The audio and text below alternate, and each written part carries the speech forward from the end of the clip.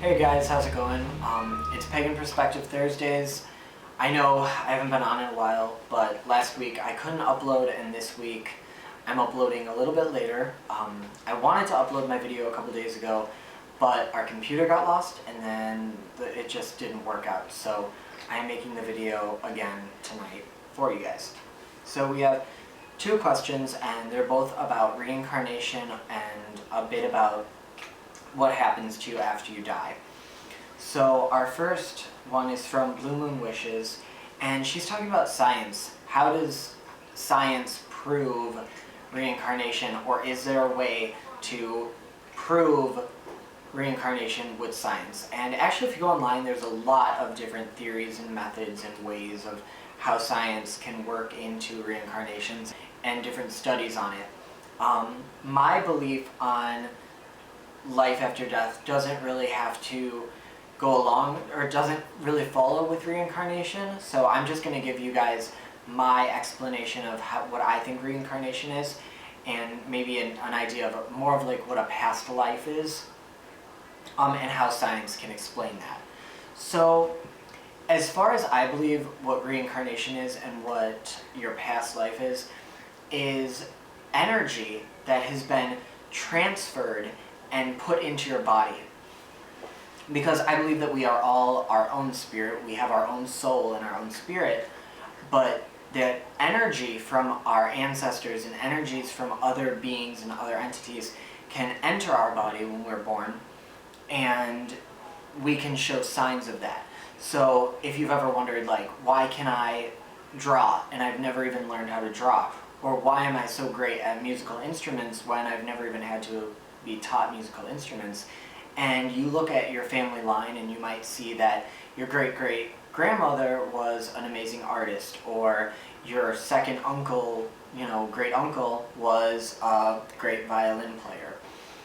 So I believe that when you die, your spirit moves on, your soul moves on, but those energies that you've gathered, those, whether it's creative energy or magical energy or anything like that, can be passed down through your line, your family line, and it may be stuck somewhere in a house or a painting or something, and whenever it's ready it will kind of be placed into a body or come out.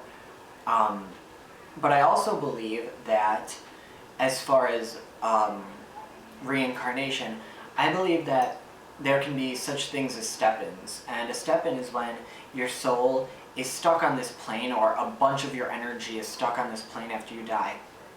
And when someone is born who has had a near-death experience, you can step into their body. You have a gateway to step into their body. And that can lead to having memories of things that never happened to you but may have happened to someone else who has passed on. And there was actually a boy, I think he was like 7 years old, he almost died or died when he was young.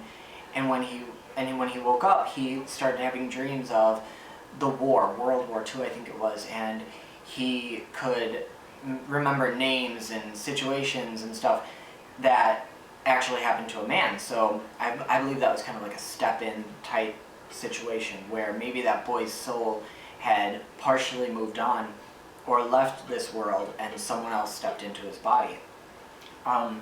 Ways that science can explain this is by noting that energy can never be destroyed. Energy is just there. So when we move on, our energy has to stay somewhere. It can't just disappear. So the idea of it kind of moving and transferring into a new body or into an object or into a thing is very plausible by science standards. Our energy, where does it go? That's kind of how I see hauntings and residual energy in houses. It's that energy that when someone dies, it's still there, or when you move on to a new place, bits of your energy are still in that home. So I hope that kind of explains the question for you, because that's just how I see it. When you die, your soul will move on, but parts of you, just like your energy, are left behind on this earth and can be transferred on. The next one is from Karika and Coke. Sorry if I'm saying your name wrong. It is talking about what are my various beliefs on the afterlife and or coping over losing loved ones. And I want to say I'm really sorry to hear about your loss, and I hope that you're getting through your grief and feeling a little bit better. I don't exactly know when you wrote that comment, but I do want to say that first off. So my beliefs on the afterlife are that, and it's kind of, I mean, I could go into this whole long thing, but I'm going to try to shorten it up for you. This is something that my grandma always told me when I was younger.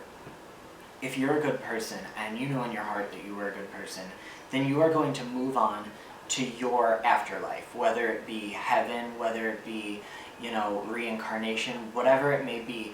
I think that if you truly believe in it and you are a good person and you don't have anything weighing you down or keeping you here, then you're going to move on into that life. So dealing with death is something that is different for each and every person. And it affects each and every person in a different way. The only way that we can get through it is by understanding ourselves and understanding what has happened and letting that person move on from this world, but also keeping that person in your heart and with you at all times. When my grandmother passed, it was a very interesting situation because until then I had never had anyone very close to me pass. And even when I think about it now, it brings back such strong emotions for me. Even though I have come to terms with it and I'm okay with it, it still brought so much, it still brings up so many sad and great emotions because you're thinking about all those good times and all the great times that you've had.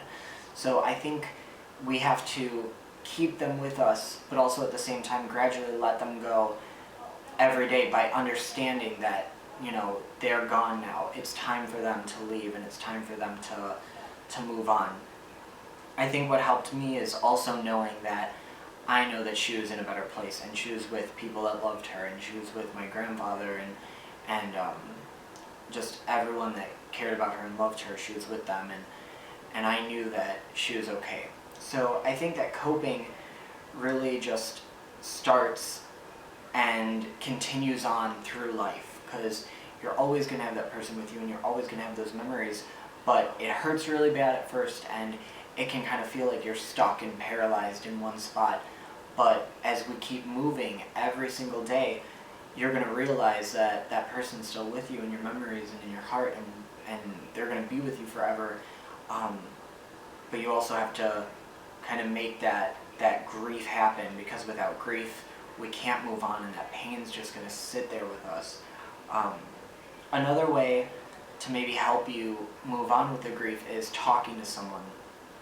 I know that it was difficult for me to talk about it at first, and I didn't want to let my emotions out like that, but after a while it just became easier, and by talking about it and connecting with other people who have been in that situation, it really did help.